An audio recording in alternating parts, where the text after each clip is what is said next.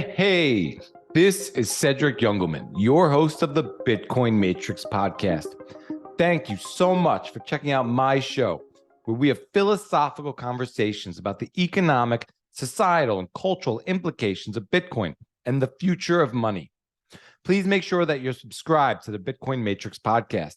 And if you're watching this on YouTube, hit that like button so that more people see it. And put those notifications on so that you don't miss out on any new content. This episode with Dr. Robert Malone MD about fifth generation warfare, propaganda, censorship, mRNA technology, and how important decentralized technologies and communities are to the future of our civilization is brought to you by River Financial.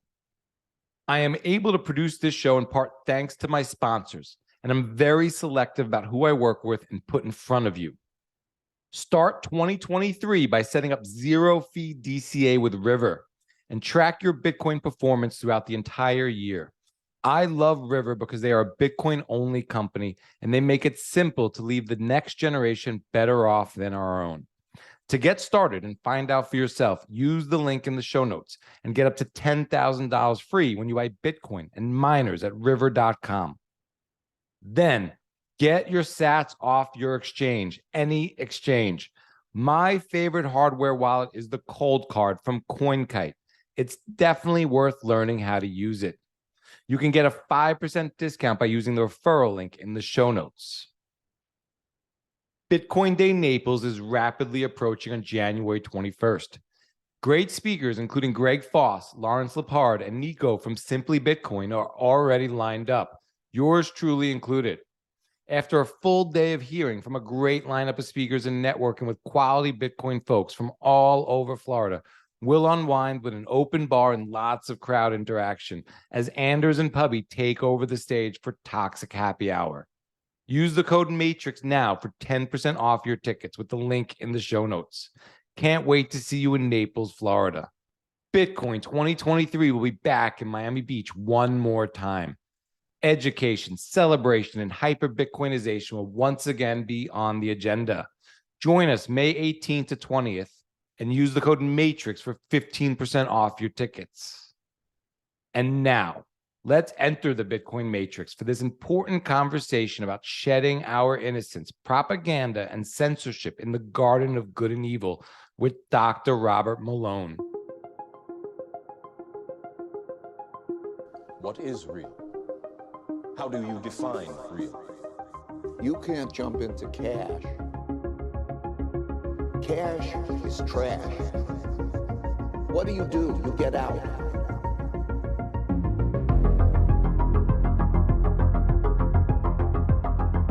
Dr. Robert Malone got his medical degree from the Northwestern Feinberg School of Medicine, completed the Harvard Medical School Fellowship as a global clinical research scholar, and was scientifically trained at the University of California at Davis, the University of California at San Diego, and at the Salk Institute Molecular Biology and Virology laboratories.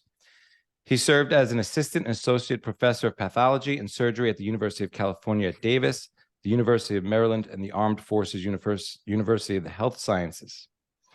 Dr. Malone has approximately 100 scientific publications with over 12,000 citations of his work, as well as being an internationally recognized scientist, physician, and the original inventor of mRNA vaccination as a technology, DNA vaccination, and multiple non-viral DNA and RNA mRNA platform delivery technologies. Dr. Malone holds numerous fundamental domestic and foreign patents in the fields of gene delivery, delivery formulations, and vaccines, including for fundamental DNA and RNA mRNA vaccine technologies.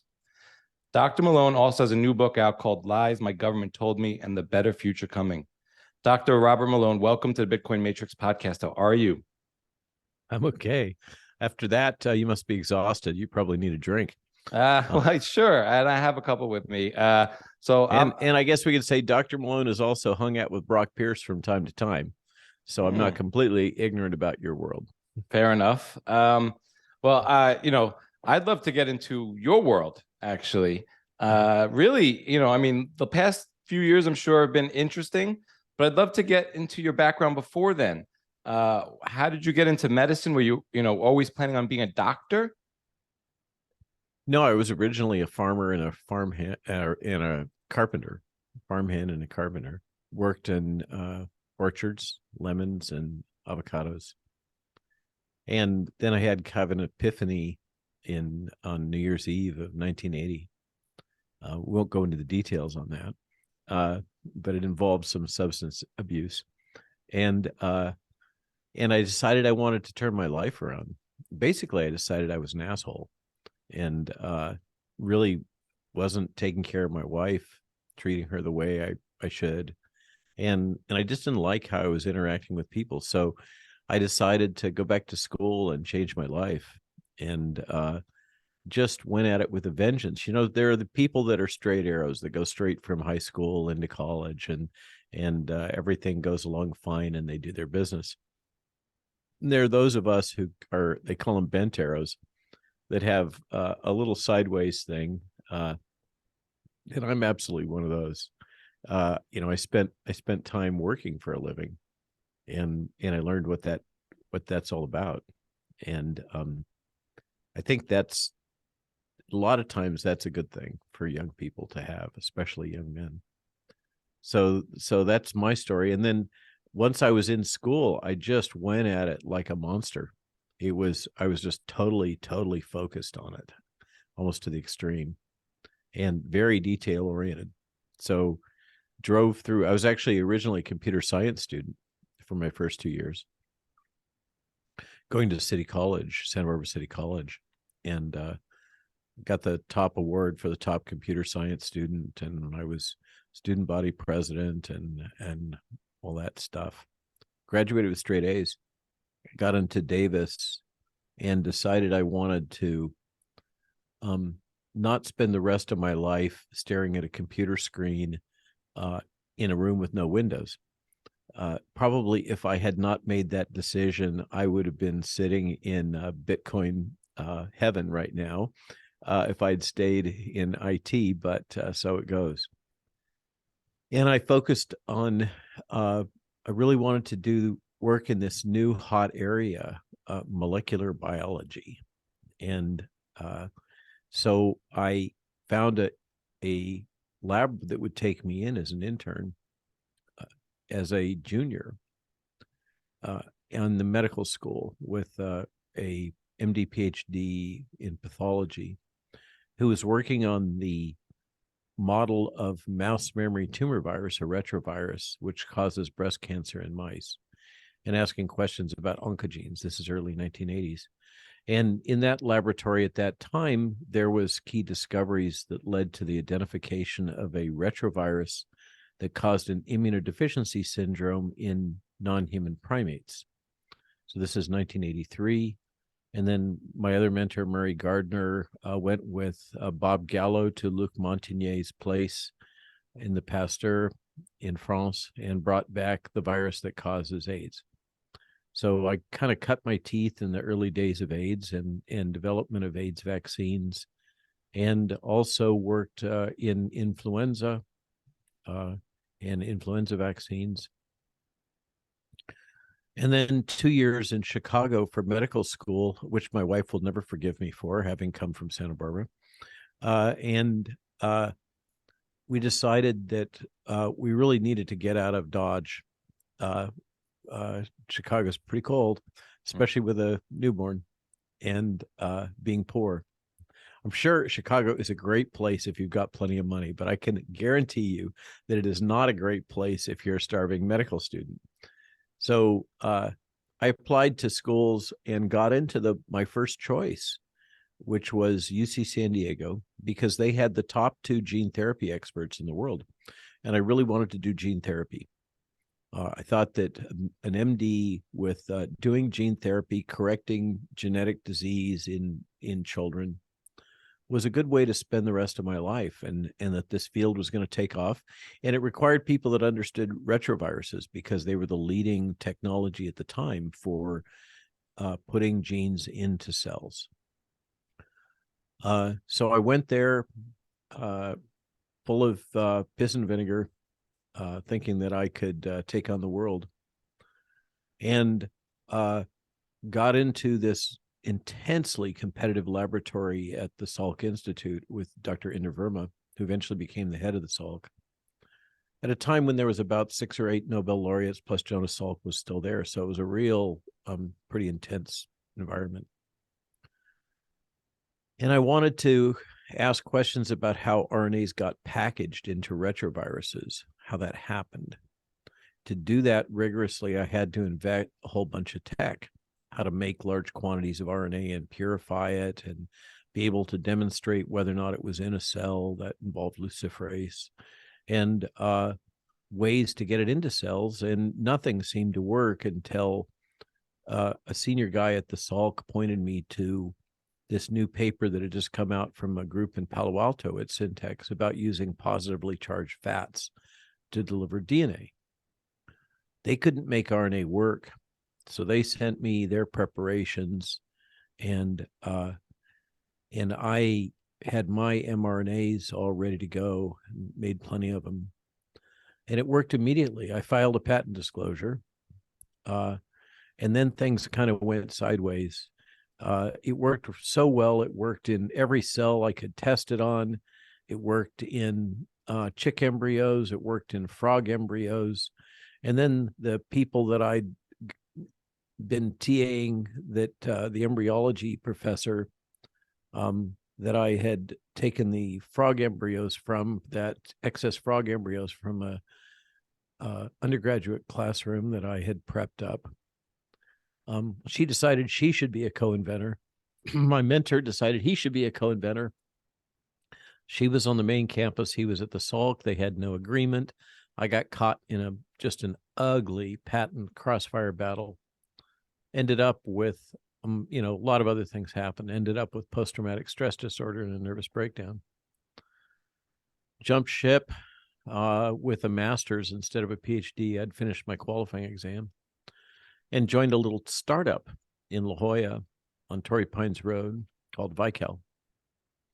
And they put me in the corner, gave me some cash, set me up as a skunk works. I brought all my stuff over. I think the total budget for the project, I saw a paper that we were reviewing some things the other day for a film that's being made. And I think the total budget was like $25,000, including my salary. From that yielded 9 patents and literally billions of dollars in investment. They sold the discoveries for a couple $100 million to Merck. And Merck just sat on the RNA part, tried to develop the DNA part. So they kind of pocket vetoed the RNA part. And they got really aggressive at anybody else that tried to work on it. So it just kind of sat there. I mean, if you're in tech, you understand how these things go. And it just sat around until the patents expired.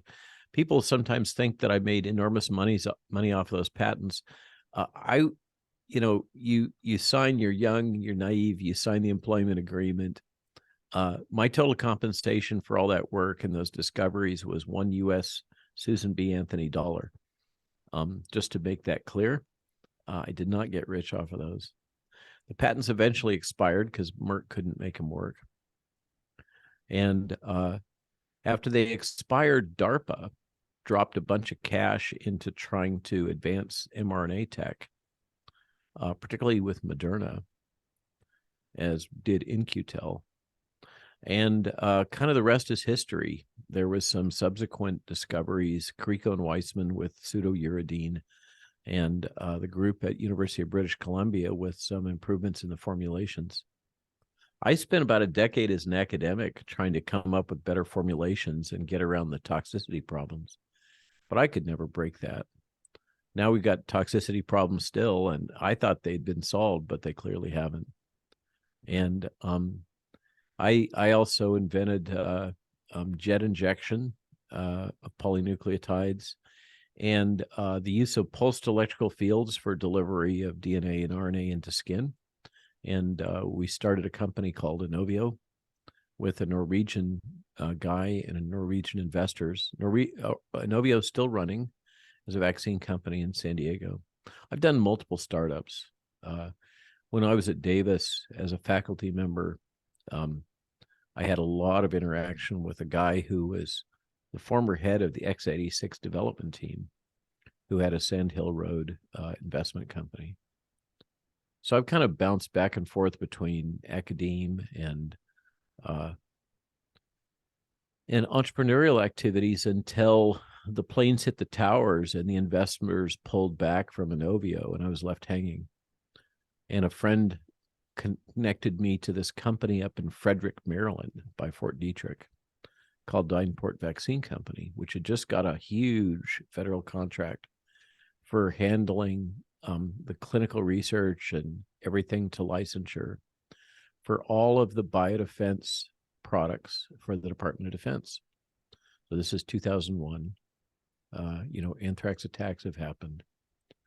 And that's really when the modern kind of bioindustrial military biodefense complex got created. So I was there when that happened. I was involved in virtually all the major products, antibodies, vaccines of various types, drugs. And since then, I kind of had, this is another epiphany moment. I decided that the world really didn't need more academic thought leaders. And it just was a waste of time trying to chase that dragon. So I pivoted to what is called advanced development. So that's regulatory affairs, project management, clinical development, all that stuff. Project management, proposal development, all this kit of tools that you need to take a product through to licensure. And I spent time at a FDA regulatory sweatshop under a woman who was actually the one that did a lot of the FDA regulatory work for some of the early AIDS drugs, AZT, among others. Kind of learned that trade. And I worked for a Gates-funded NGO called Eris Global TB Vaccine Foundation. Also worked for PATH, so I kind of know the Gates world. Worked for a company called Solvay Pharmaceuticals, which was biologics, in which I managed about $200 million in funding for clinical development of a novel influenza vaccine. And then after that, I just kind of became a consultant, hung up my shingle and just ran a consulting shop, me and my wife. I love consulting because you can fire your client, frankly. That business school book, The No Asshole Rule. So that's kind of become key. If you want to maintain your sanity and happiness, I think it's really good to be able to control who you work with. So scraping along as a consultant year after year after year, I've captured $10 billion in federal contract money. I'm really good at writing proposals and assembling teams. And I kind of got to the point where I was a go-to guy for certainly biodefense in Department of Defense, and a lot of biotech startups and other biotech players as kind of an interface socket and troubleshooter. So the govies would come to me and say, hey, we need this kind of capability, or for instance, we need the problems solved with this new Ebola vaccine. So I took that on and led that team, and then brought in Merck and got it sold. That's the Merck Ebola vaccine. So that's kind of been what I've been doing until I got this call from a CIA officer that I knew, Michael Callahan, on January 4th of 2020. And he said, Robert, you got to get your team wound up because it looks like we have a coronavirus that's a real threat. And so I did a threat assessment and decided that the risks and the timeline for vaccine were too long and too high.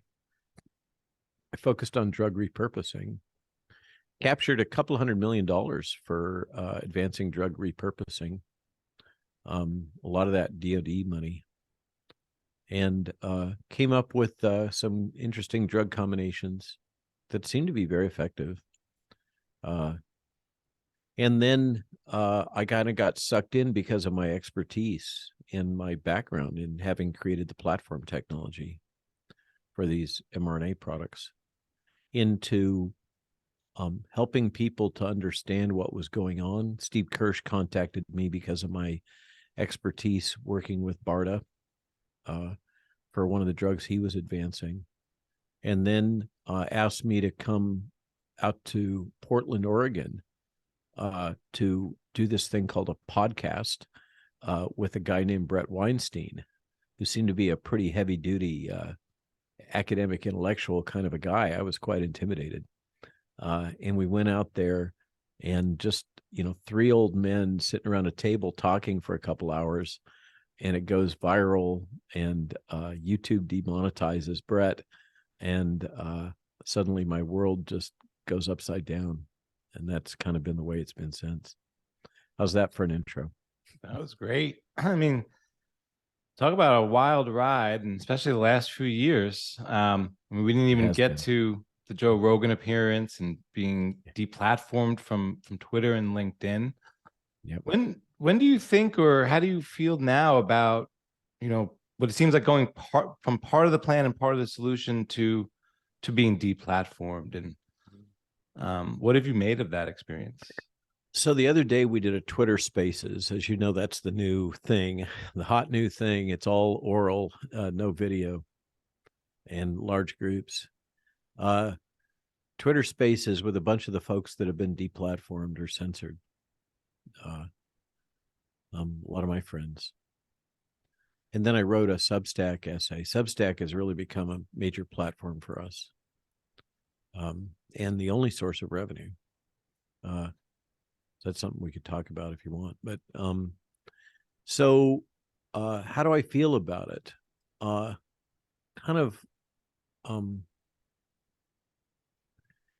It's certainly been a long, strange trip.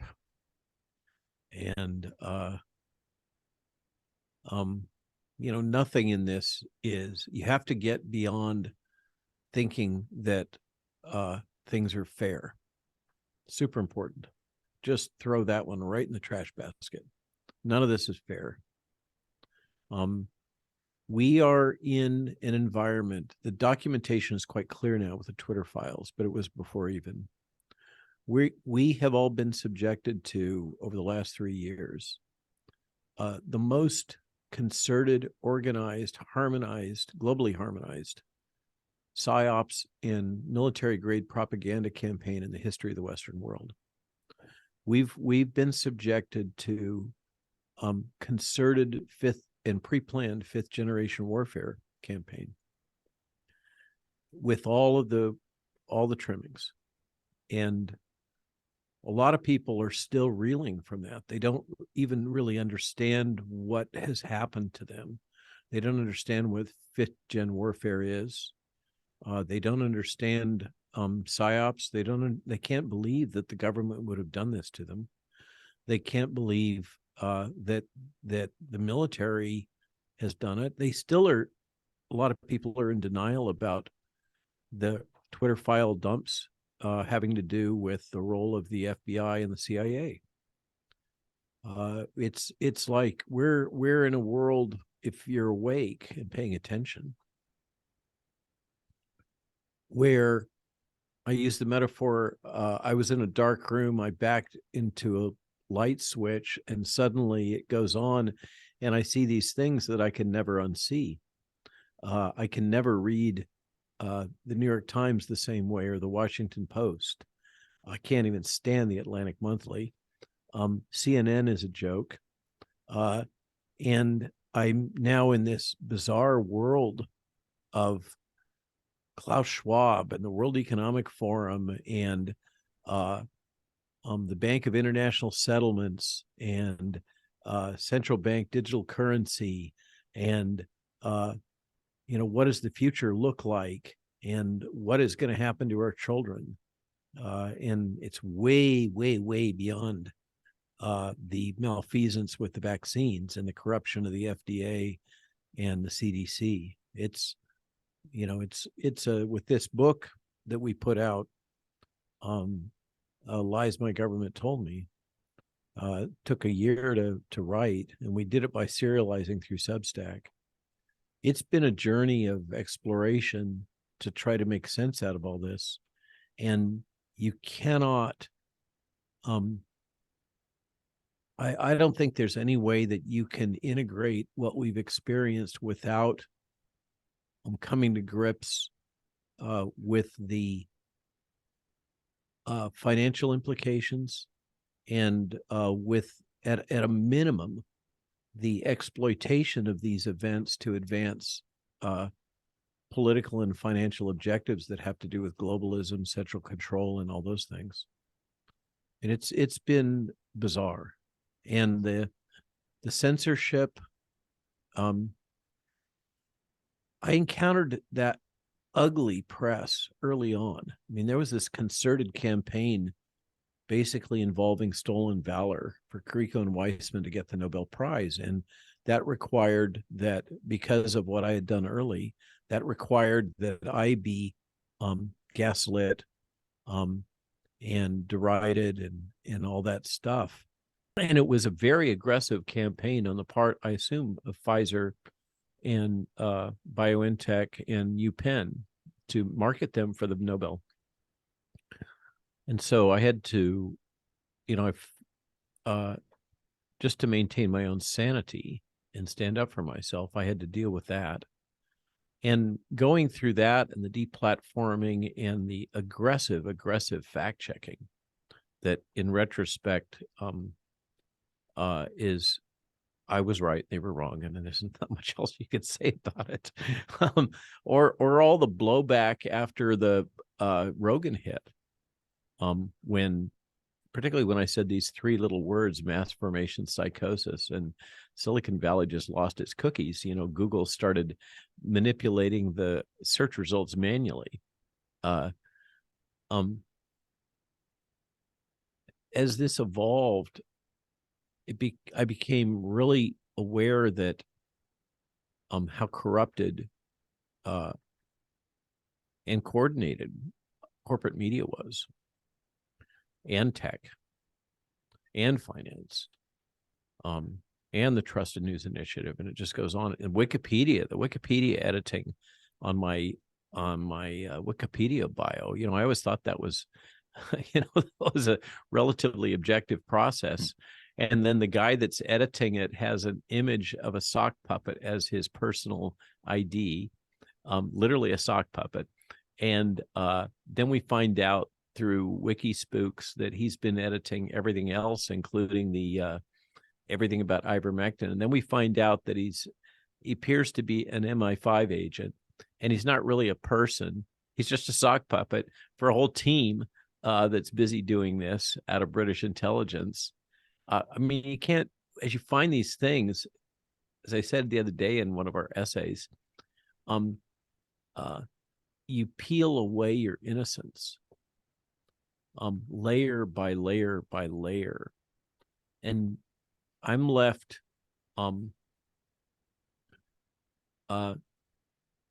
almost kind of empty, stripped of all these things that I once had believed in.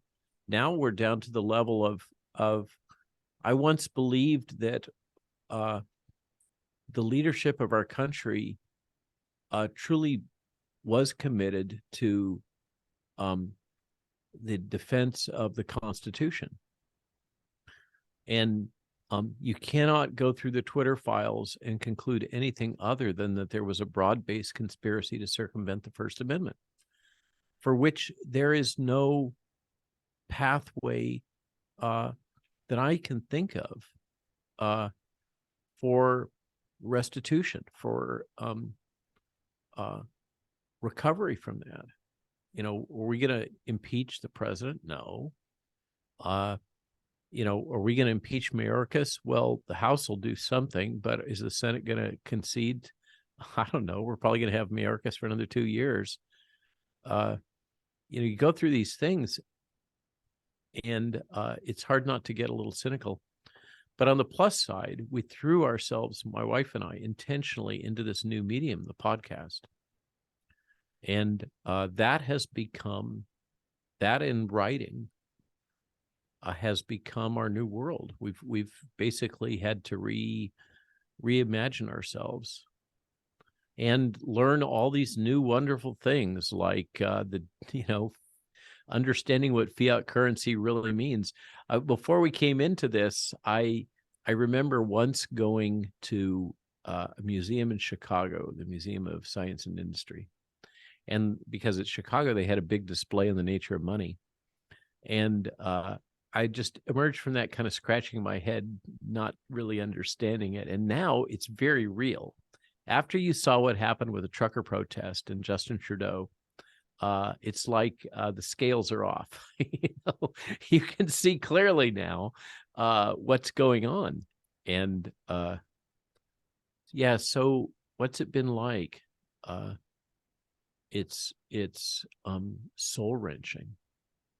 I mean, I've just been dragged through the mud and attacked in every single dimension that they can think of. And yet I'm still here.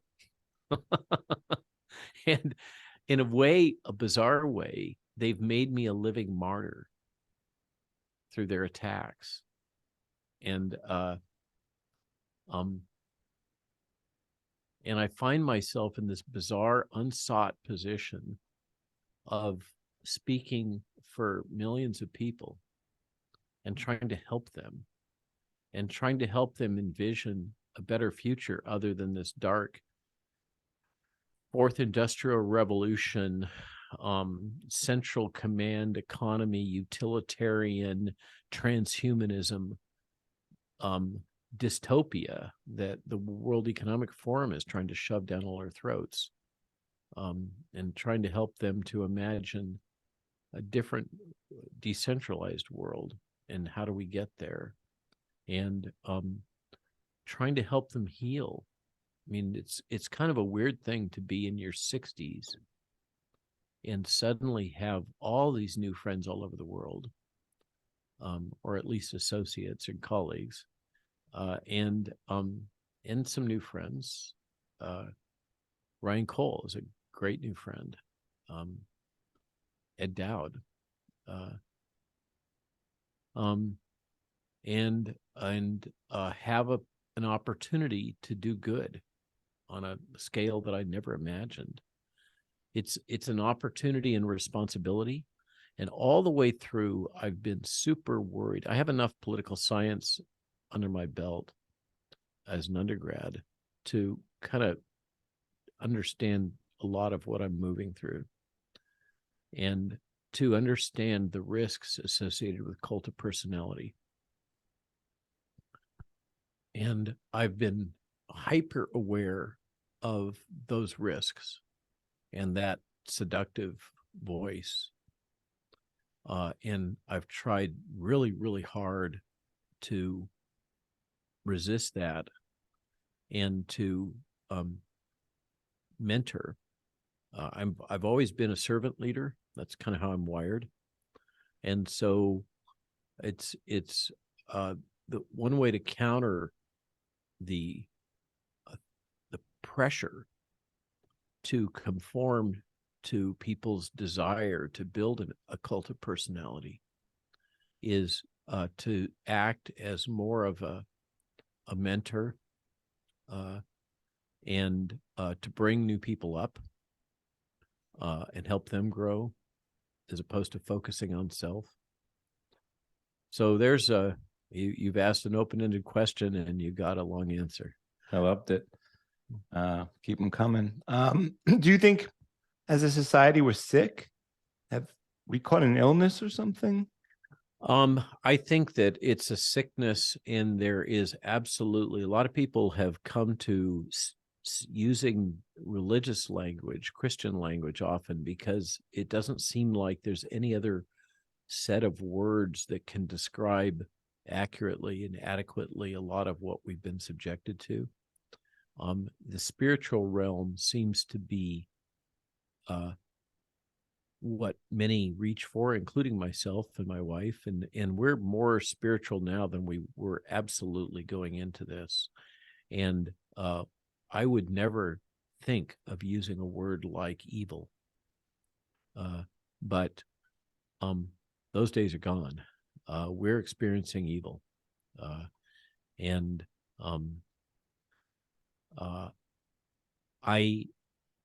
one of the things I've tried to do, perhaps it's because of that early political science time as an undergrad, is not allow the press to define language of things like fascism or other words, but rather always go back to the political science texts and definitions and say, okay, this is what this word really means, not what the press is saying it means. And how does that illuminate what we're doing now? Trying to fight the Orwellian aspect of what we've been dealing with. And is society sick? I believe that we have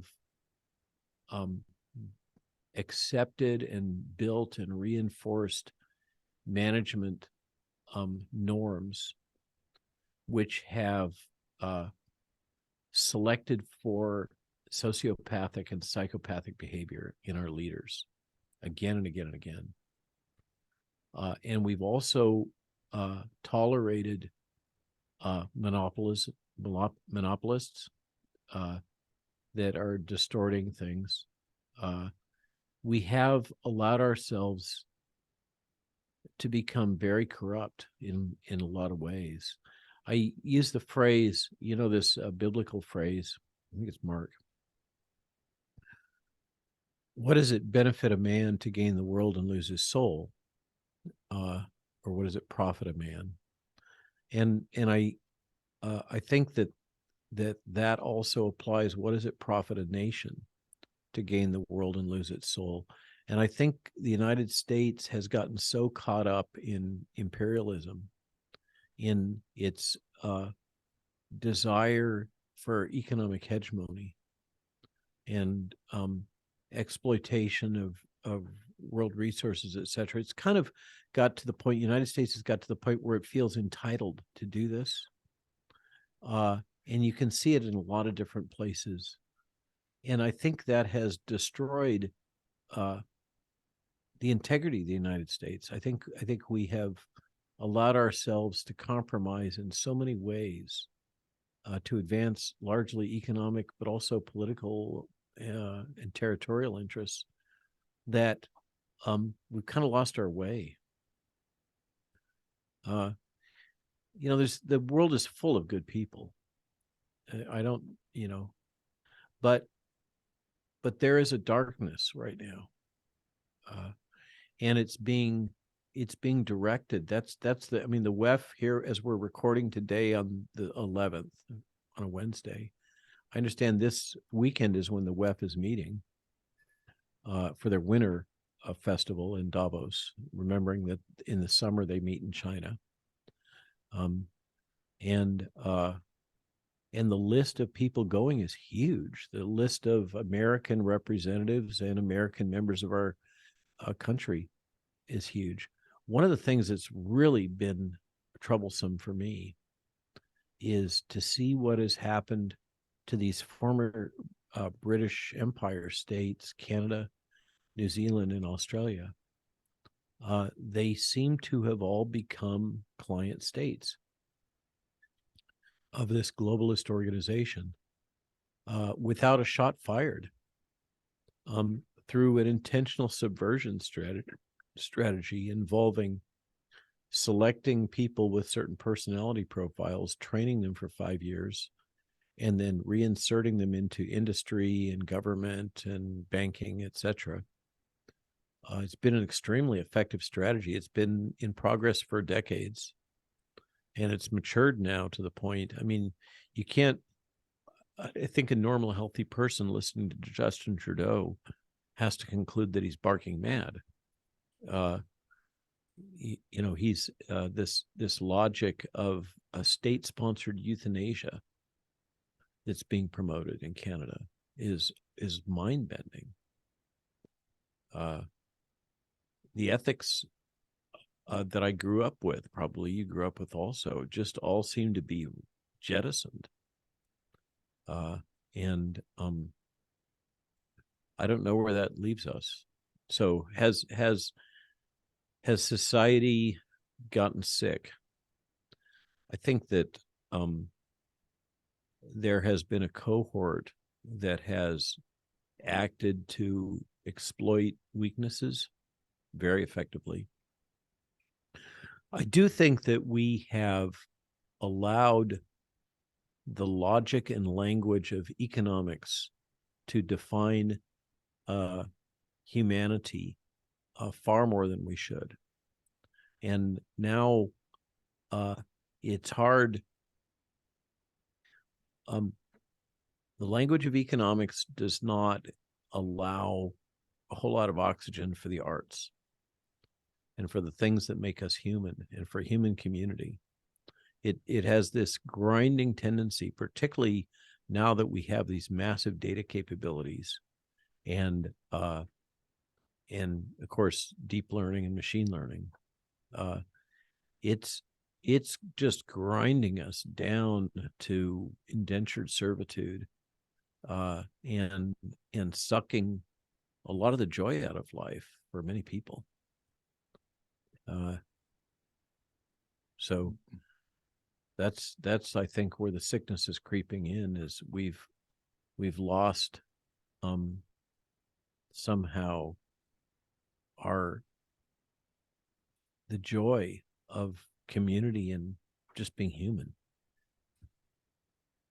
Yeah, I agree with everything you said. I do think we're at a fork in the road, and I think it's a fork of biblical proportions to what you're kind of touching on there. And I think CBDCs represent the end of really free will for humanity in a lot of regards. And as Bitcoiners, we believe that if we fix the money, we fix the world, and we think Bitcoin fixes this because it's decentralized.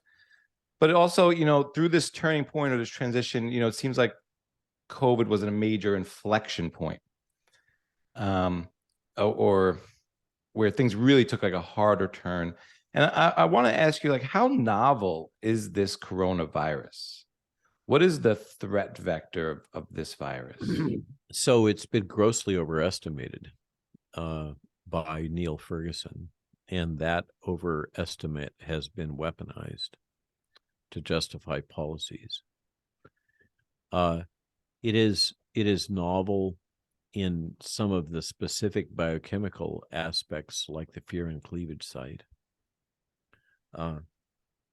It's really increasingly consensus that it's engineered, and that has cascading impacts in terms of our sense of the world and world players and what's going on. In terms of the biology, the circulating cold coronaviruses cross-react significantly immunologically with this, quote, novel coronavirus that we call SARS-CoV-2. It is clearly highly infectious and is evolving to become more infectious, as a RNA respiratory virus will do. So in some, it's different but similar to two circulating cold coronaviruses that we've all been infected with, one of the causes of common cold.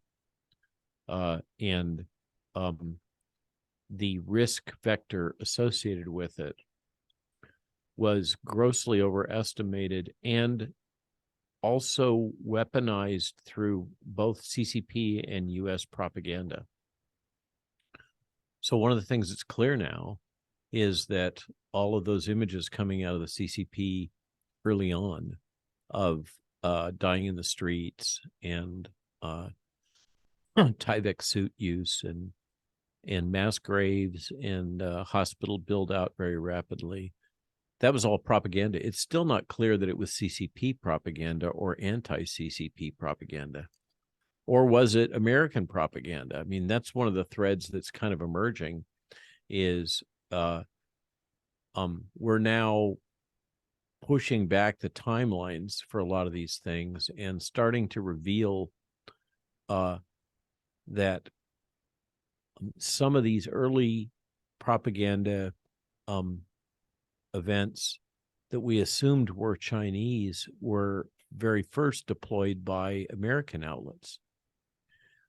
So it's the logic that even that, as you look back, Trump's dialogue, remember China virus, bang, bang, bang, bang, getting hit with these words.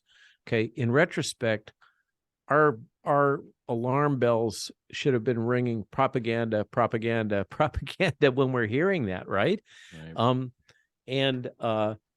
So we're now in this bizarre land where I can tell you, because I've been contacted by people in intelligence services from other nation states, that India and many other nation states are not convinced that this was an American origin and an American play. And then, we have Event 201 and the Great Reset and the, Ernst Wolf and Ed Dowd talks about this, and the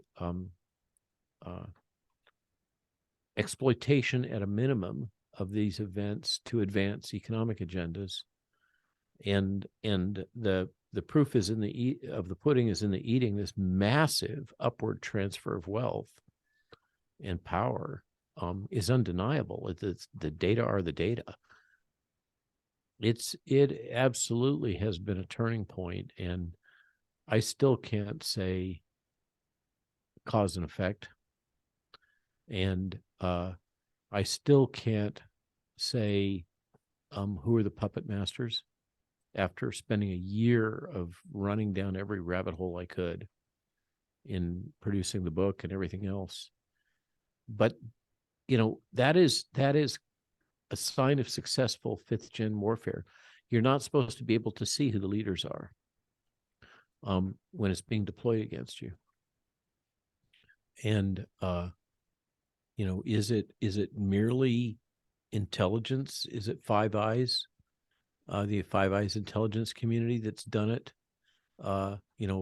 Whatever your theory is, you have to account for the fact that this PSYOPs campaign was deployed simultaneously in an amazingly harmonized fashion globally.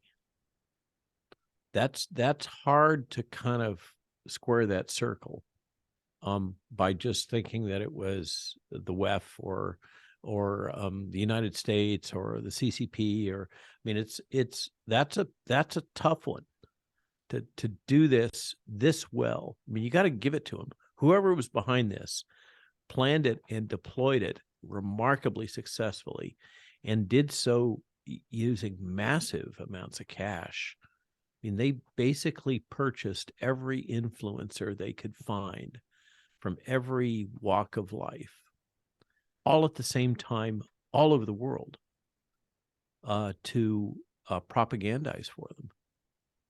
That's pretty impressive, in a sick-sad way.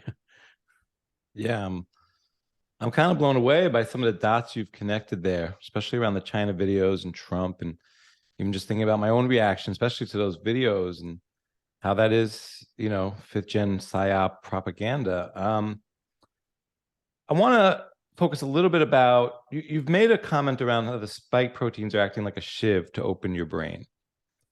And you also mentioned, doesn't sound like my words, but it's a good metaphor. Maybe I'm paraphrasing. It absolutely opens the blood-brain barrier. Okay. Those data were available early. And that's only one of the effects of the spike protein. So you also made a comment that, it's possible that the coronavirus we're seeing, what we think of as natural coronavirus, the one you get without, you get just from infection from someone in the community or something, might be engineered. So how different is maybe the spike protein in the coronavirus you could catch versus maybe the spike protein we see in the manufactured vaccine?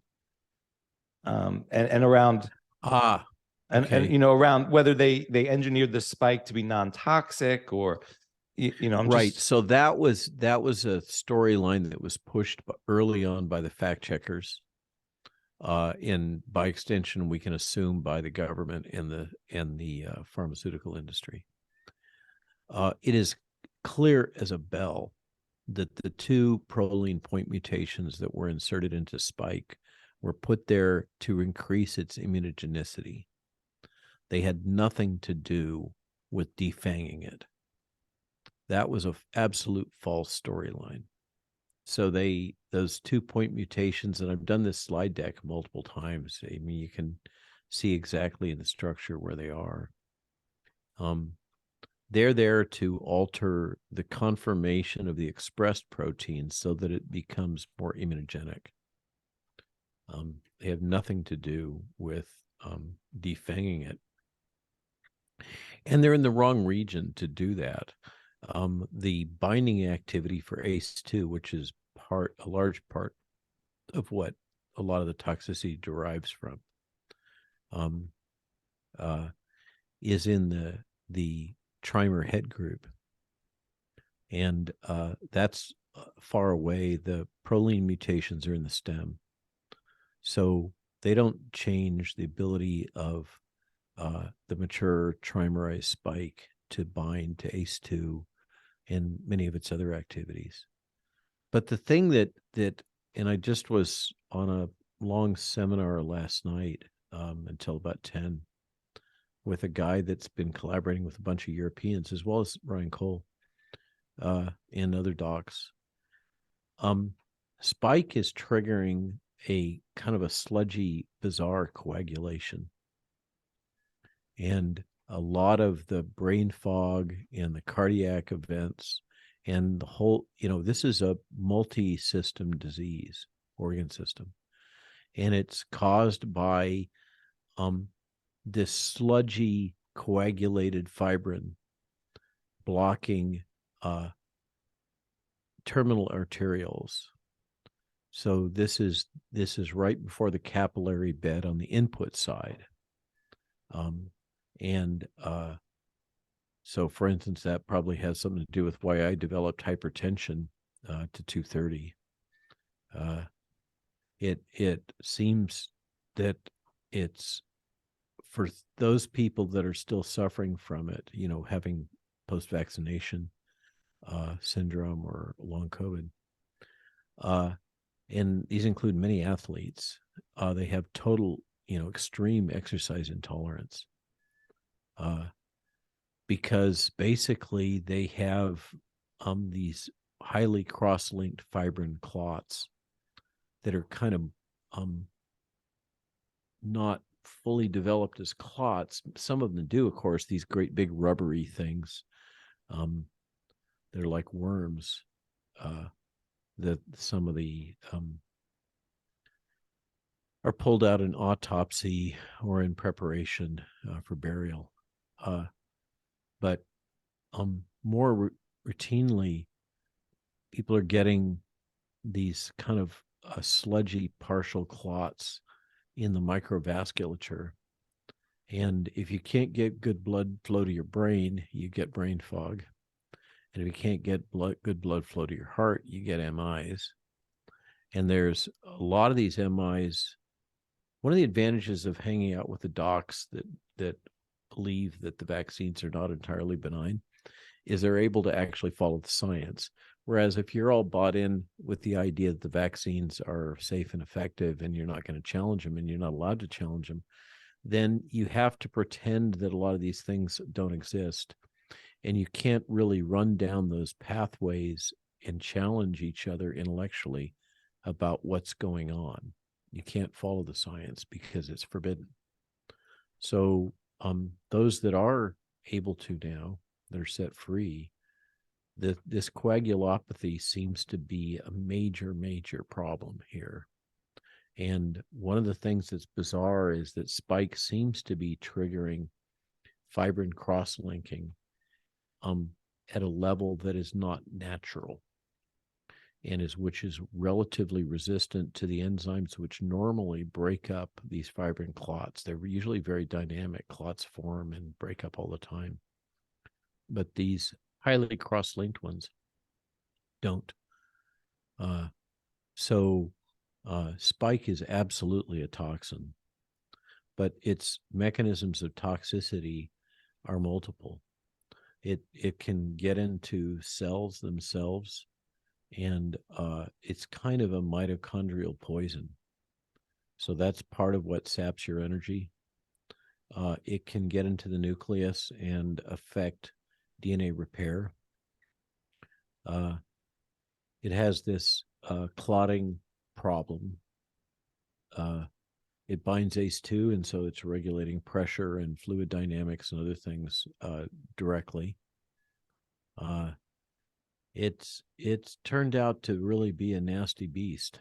One of the most toxic proteins that many of us have ever encountered. And unfortunately, it's associated with brain inflammation. And brain inflammation is not a good thing. When you hear about neurofibrillary tangles and those kinds of things, and everybody blames that on prions, but you can cause these brain changes, the neurofibrillary tangles, just through inflammation and activation of some of the reactive inflammatory cells in your brain, astrocytes and microglia. So it seems to just be screwing things up in all kinds of ways. And it binds to things, it binds to proteins, it binds to platelets, it alters platelets profoundly. And also because it's sticky, it binds to things, it acts as a hapten, which means immunologically, it can make it so that your body sees your natural proteins bound to spike as if they are a foreign protein, and then can mount an immune response against what should be your natural protein, but your immune response thinks it's something different because it's got spike protein globbed all over it. And so then you end up with autoimmune diseases, and you end also these neuropathies. And there's an autoimmune thrombocytopenia, thrombotic thrombocytopenia, which is weird, that you would have low platelet count and triggering coagulation. That's not supposed to happen. So it's a whole new domain of medicine, and unfortunately, there's been so much denialism about it that it's not being adequately explored and investigated. And there's these weird things, like a lot of the scientific investigation is going on in Europe, because here you can't get it funded in the States. But the Europeans have enormous restrictions on actually doing anything clinically, whereas we have more operational latitude here in the States to try this out or tinker with that or whatever with our patients. And so we're ending up in this environment where the ideas sometimes are coming more from Europe, and then the practical testing is having to happen here in the States. It's a little weird. So a lot of stuff going on, and absolutely. One of the things that people don't appreciate was seminal was this publication in Cell from Stanford in February of last year that showed by direct biopsy, so this is not an animal study or a cell culture study or anything, that the RNA sticks around in your lymph nodes in your armpit, your axillary nodes, for up to 60 days. And by drawing bloods and measuring spike levels, it showed that the spike levels being produced from the jab, from the vaccine, are significantly higher than those produced from natural infection. So now that starts to address the question, how come we're getting these adverse events with the jab and not so much with the infection? Or don't you get the same ones with the infection? Well, there is an overlap, but it's a dosing problem. And the other thing is that with the jab, the kinetics are such, I'm assuming you're following me on all this. The kinetics are such that the protein levels come up really fast and then they taper. That's what happens with the jab, with this artificial transfection system. Whereas in the natural infection, it's hitting your nose and your oropharynx, and you've probably been infected like I have a few times, and it's pretty rough on your throat, and you produce amazing amounts of mucus, so it's pretty much a head cold to a large extent. And so what happens is that as that infection starts, the levels of spike gradually increase as your immune system is kicking in and knocking them down. So it's more attenuated. It's more of a flattened curve, going back to the 14 days. Whereas you have this very different kinetics with the jab. And so your body gets hit with this bolus of protein. I think that's probably another part of why we're seeing more problems with the jab than we are with the infection. Right. And then what is vaccine enhanced infection, or ADE? Okay, so that's an important one. And that was something that was highlighted by the FDA, and it was a major obstacle to prior coronavirus vaccine development efforts always. There's only been 2 coronavirus vaccines developed historically. One's for bovine and one's for a cat, as I recall, coronavirus. So veterinary. Because of this problem of antibody-dependent enhancement, wherein the antibodies that were being produced were not functionally able to block the virus infection or neutralize it, but were in some way binding to the virus and enabling it to infect other cells classically than it would normally do. So the classical example of antibody-dependent enhancement is with dengue, where you have different strains, and if you've infected with strain 1, it doesn't protect you against strain 2, but it can bind to the virus in strain 2 without neutralizing it and enable it to infect macrophage, within which it can replicate that normally it wouldn't be able to infect. So that's the classic antibody-dependent enhancement. That's only one of many different ways that you can get vaccine-enhanced disease, which is the broader category. And there was a real pushback early on about using the term antibody-dependent enhancement for vaccine-enhanced disease with this virus, because macrophage, these big eater mobile cells that go around, big white cells, if they do get infected with this coronavirus, they don't replicate it. And so the argument was made, well, you can't have real antibody-dependent enhancement. The literature now more recently suggests that there are cell types that have receptors for antibody. It's called the FC, the back end of the antibody. If you think of an antibody like a fork, the handle part has got special capabilities and receptors on cells that'll bind it. And the tines of the fork are kind of the sticky part that binds to the virus. I like to use that metaphor. So there is evidence that there are some cells that can be infected that wouldn't normally be infected from non-neutralizing. That means the antibodies bind, but they don't block. But that does not seem to be the major cause of vaccine-enhanced disease. What we're seeing now, and you probably, if you're a data person, and I don't know a Bitcoin guy except for the ones at the fringes that aren't database, driven. It just seems to be a common shared characteristic. You guys are a bunch of wonks, and that's just the way it is.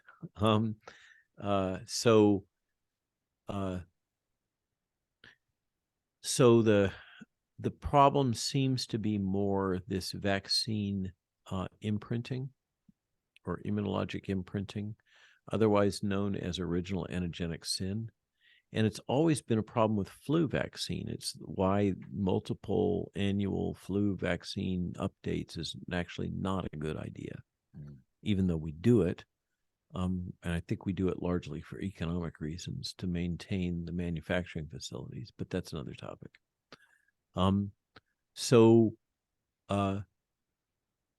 There were multiple papers, including that one in Cell that I mentioned from February of last year, from big, high-powered teams that showed that we were having this problem of, as we were boosting and boosting, we were driving not just the evolution of the virus, but we were driving everybody's immune systems to kind of a dark place where they were all tuned to a spike protein that no longer existed because that was Wuhan based, and increasingly focusing the immune response against a single protein as opposed to the broad base of proteins that are elicited within natural infections. And this is why, people use this term natural immunity. This has now become lingua franca, but didn't, it's kind of a word that didn't mean anything historically, but we all think that it means, and that's the way it's being used now, if you've been infected and recovered, you have natural immunity. So that's just defining our language. And so clearly natural immunity is broader and more durable is the technical term, meaning it lasts for a longer period of time than this vaccine induced with a single antigen, where we're boosting and we're driving people's immune system to increasingly focus on that one antigen, which the virus is readily able to evolve to evade. And what's come out in the literature is that when you do that, and I had argued back last summer that this new booster was almost perfectly designed to make the immune imprinting worse. And now the data are kind of rolling in hard and fast that I got it right. And the people that are highly jabbed, there's this Cleveland Clinic study, the more jabs you take, the more likely you're going to get disease or death. And the boosters aren't working, and clearly, and to the extent that they pop an antibody response, which is not proven to be protective, that's another of the little shell game that's being played. They keep saying, well, it increases immunogenicity, which means it increases antibody titer. Antibodies are a diffuse swarm of different things, and measuring the total titer is garbage. It has no meaning. What you want are these highly active antibodies. And what we've learned is even if you select those and produce them in bulk in the form of monoclonal antibodies, the virus quickly evades them. So we no longer have any monoclonals that are being sold because the virus has evolved to escape all of them. Wow. So we really got a mess, and it's a mess of, a lot of people making decisions that didn't really understand what the hell they were doing. They didn't understand the immunology. They didn't understand the vaccinology. They didn't understand the virology. They were in denial. They were just focused on advancing a political agenda. And now we've got a lot of people messed up. Wow. And I don't know, and it looks like it's this original antigenic sin, immune imprinting problem. And as you keep hammering people with the same antigen, what the new news that's surprising is that it's causing a shift in the antibody type. There's a lot of different types of antibodies and subtle differences. And you're driving them all towards what's called an IG4.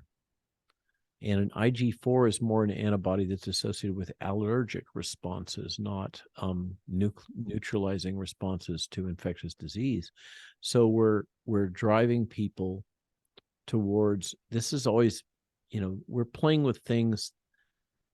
I used to explain this when people were first asking questions about this kind of stuff. If you have a son, if you have children, you may remember that if they have allergies, one of the treatments is you take them to the rheumatologist, and he gives them multiple doses, essentially vaccines, of the thing that is triggering them, grass pollen or whatever. Okay, that's called generating high zone tolerance. It's a standard thing done in rheumatology. And essentially what you're doing is intentionally over vaccinating them. And in a sense, what we've done through our stupid public policy of, kind of give a 3-year-old a hammer and everything is a nail, we've basically recapitulated that, and we've driven people into something like high zone tolerance because the vaccines aren't working. And so our public health officials have said, well, they're not working. Well, we need more. We have to hit them harder. We have to use a bigger hammer. It is childish. It is grossly counterproductive. And I'm afraid that we've damaged a lot of people. Wow. As we wrap up, I want to read a short piece from your piece, Shedding Innocence, because I think that's what we've really gotten into here tonight. An unanswerable hypothetical.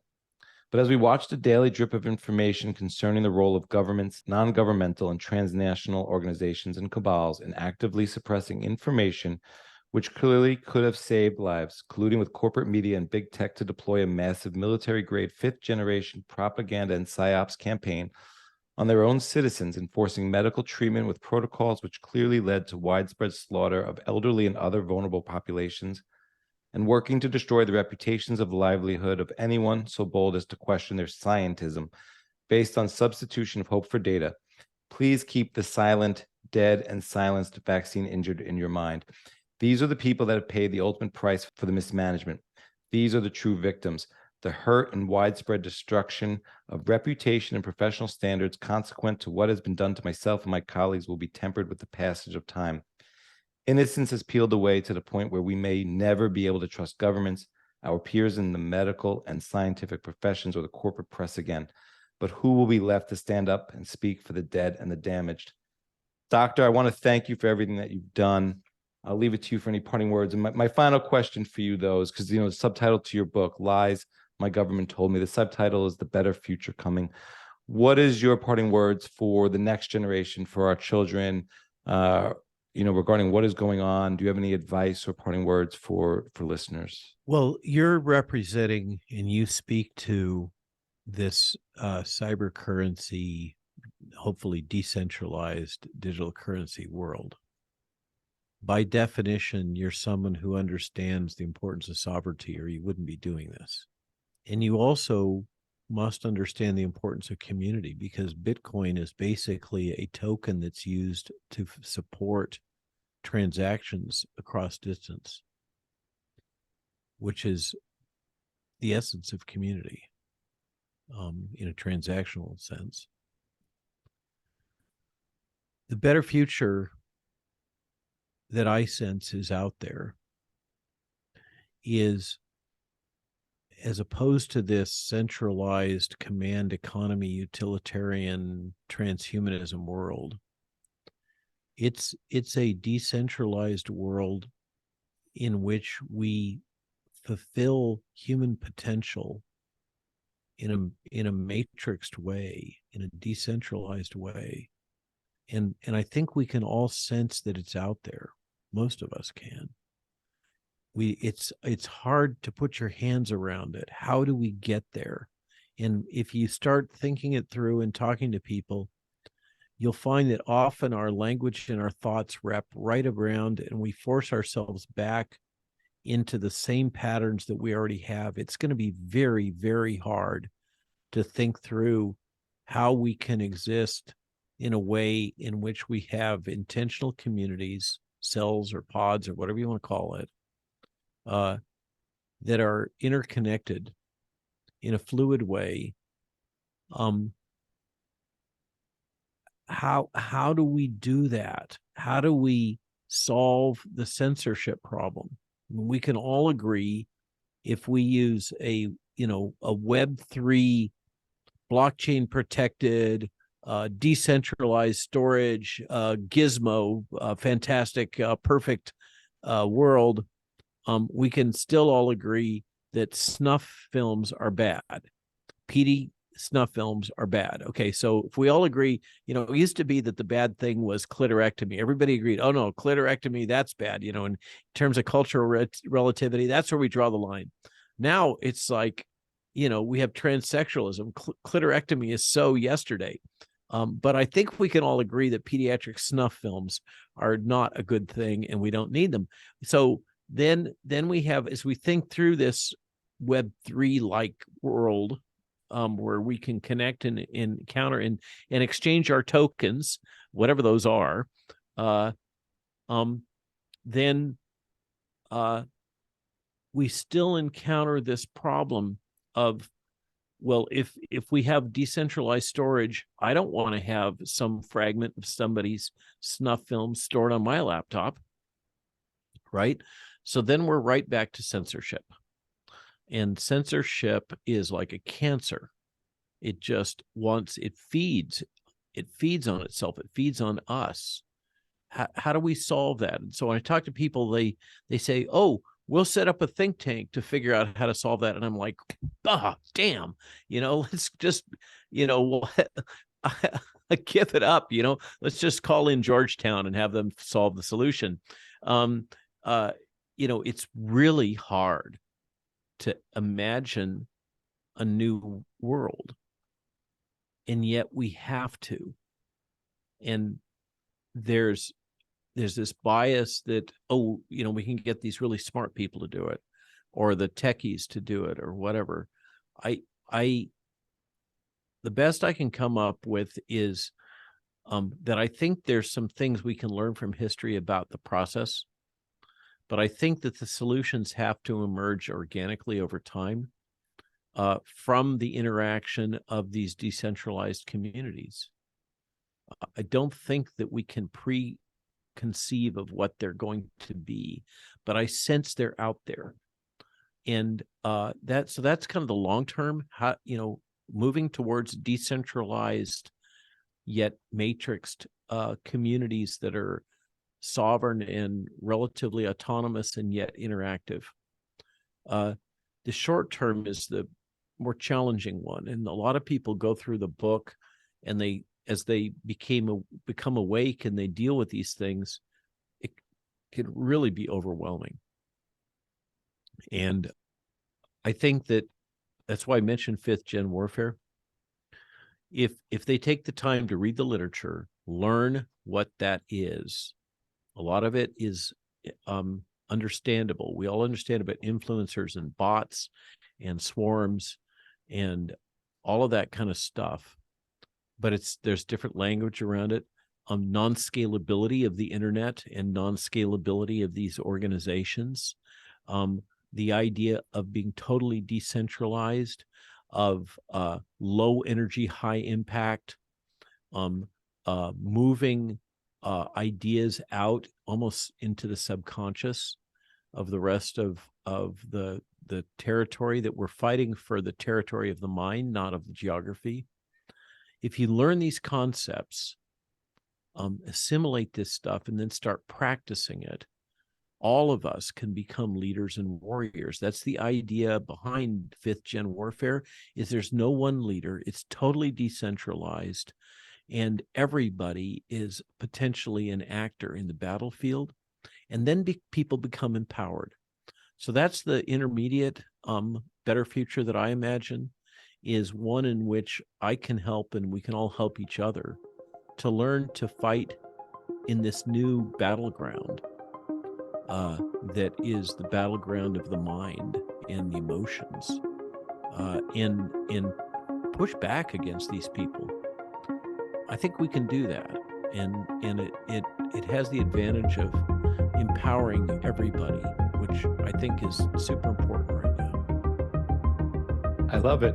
I appreciate you, Dr. Malone. Welcome to the Bitcoin Matrix. I agree, Bitcoiners have run the numbers. I'm an accountant by trade.